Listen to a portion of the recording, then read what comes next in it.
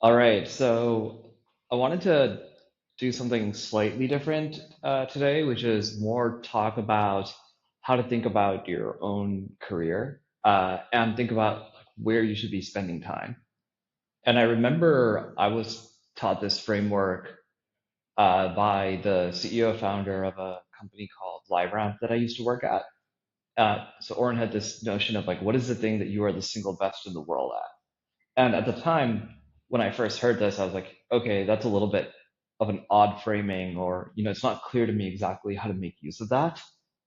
But I think that the big question here is if you have a view into what it is that you're the best in the world at, then it kind of helps you better understand what it is that you should be spending your time on, or how it is that you should deploy your energy against a particular problem.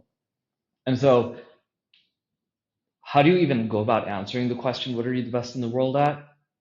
It's actually kind of like mathematically simple.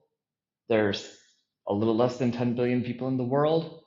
And so the way you get to 10 billion is you take three skills and you say, okay, I need to be in the top one of 10,000, one of 1,000, one of 1,000 across three disparate things, such that there's minimal overlap essentially.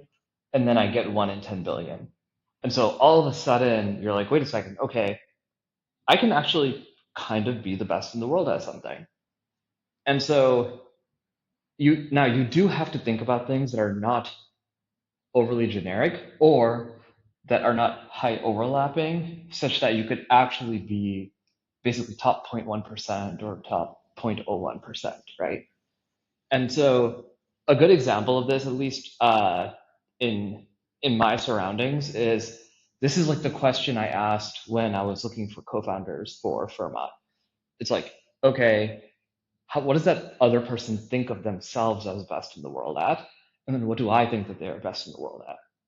And so for my co-founder Shreyas, I think he is like you know, for him actually there's only two variables, I would say. So I would say he is like one in like 100,000 on two different variables. So basically you need 10 zeros, right? So it's an engineering leadership and empathy. And it turns out that generally speaking, being a really strong engineer or understanding engineering systems, engineering leadership, and being highly empathic don't have high overlap. And so just being, if you just simplified it, it's like being a highly empathic excellent engineering leader is something that he can very quickly be the best in the world at, right? So, anyways, this is the type of thing that you should be thinking about when you think about your own career. Now, to make it simpler for other people, it's like, okay, you could be like a top 1 in 1,000 in like film, right? So let's just say you happen to like go to film school, you really understand film, and then like a 1 in 10,000 media buyer, right?